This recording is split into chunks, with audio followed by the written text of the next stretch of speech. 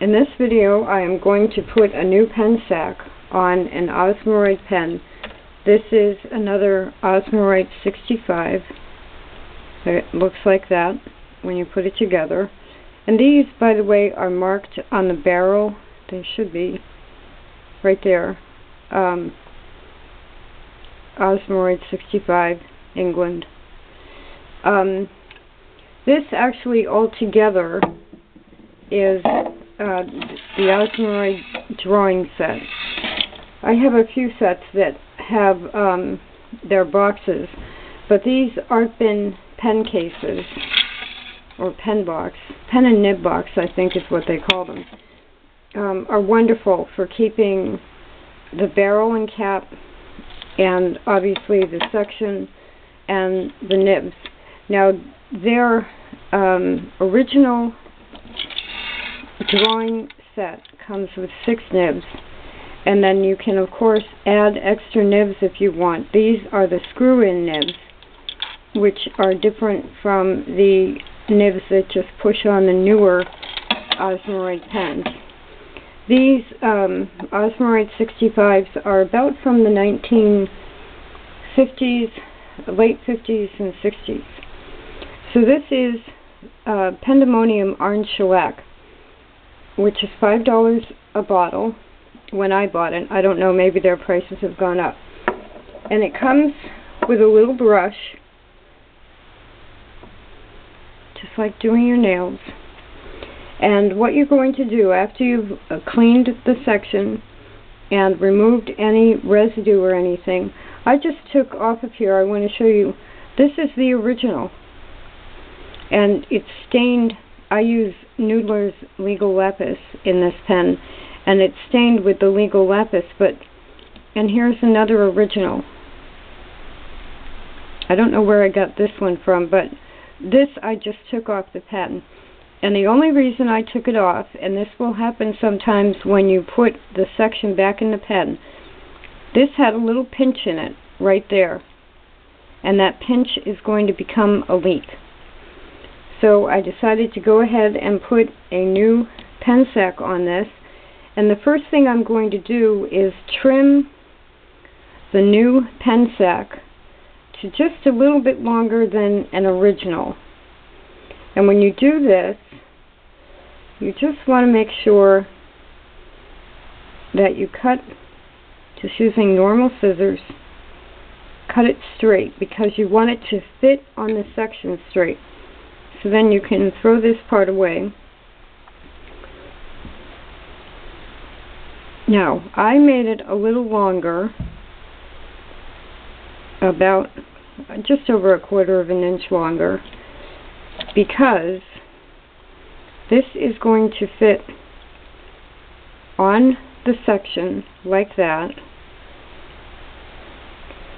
and the barrel is going to fit like that. So theirs is a little bit shorter, which is almost at the same length as the lever.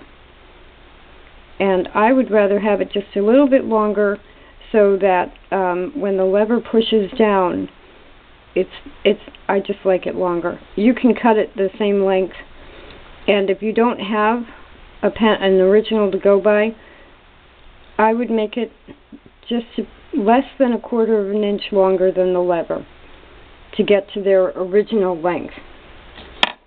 So here's the section, and this is the adhesive, and you want to just very carefully, don't get it in the threads,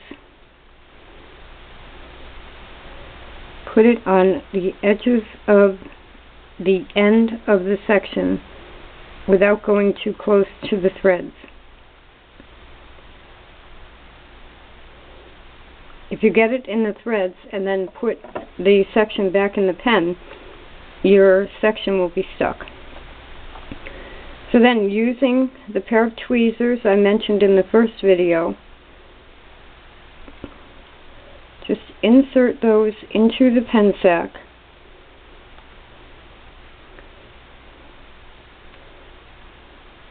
Push them open and slide this right in.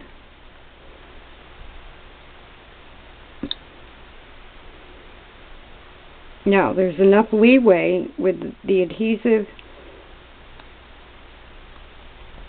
and the pen sac where you'll be able to slide the sac just a little bit. The reason I'm being careful here is I don't want to get any adhesive in the threads. So now I have like too much in the sac and I have to get the tweezers out.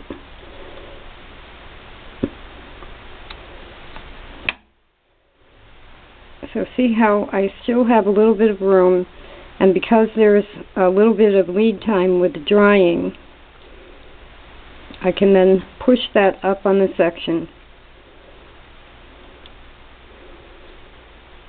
And I don't have to go all the way up to the threads.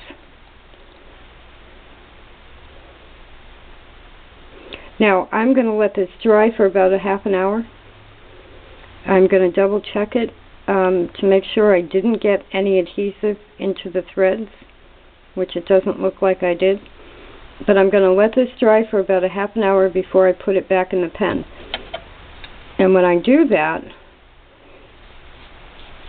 you may meet a little bit of resistance, and when you turn, because you're screwing the section down into the barrel, you may get this flipping around a little bit. And you may want to double check that it didn't become loose and that you had enough adhesive on there. But basically, that is it. So now my pen has a new ink sac on it, and I like to write down when I change them. So I'll put a little piece of paper in this pen and nib box with when I last put an ink sac in. And then, you know, given the others that deteriorated that I hadn't even used yet, if they are about 2 years old, I think that's fast, to be honest with you. I think we're looking at inferior rubber compared to what they used in the past. This is the original from the pen, and the pen is from, 50 years ago? So if I have to change them every 2 years, that's fast.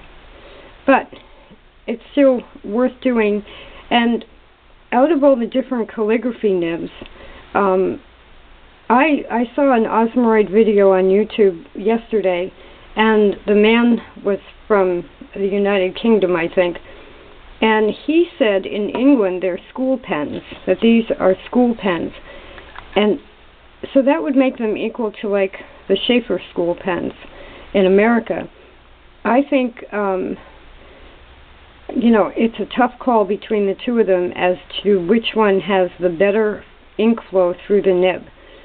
The Osmiroids are wonderfully smooth to write with, but so are the Sheaffers. So, I don't know, I would still put the Osmiroid just one notch above a Sheaffer as far as ink flow. But that could also be, a lot of their nibs are gold plated, and you have to, the No-Nonsense Sheaffers were not gold plated. So maybe it's because of just that alone might move the Osmiroids up just a bit. But they're all, they're still fairly economical. A set like this drawing set right now would probably be about $50 because of the nibs. But one of the nibs that I have here, I saw listed yesterday by a seller in Canada, and they want $25 for the one nib. So, you know, it's always a buyer's market. But this is as simple as that, to put a brand new pen sac in your Osmiroid or similar lever-filled fountain pen.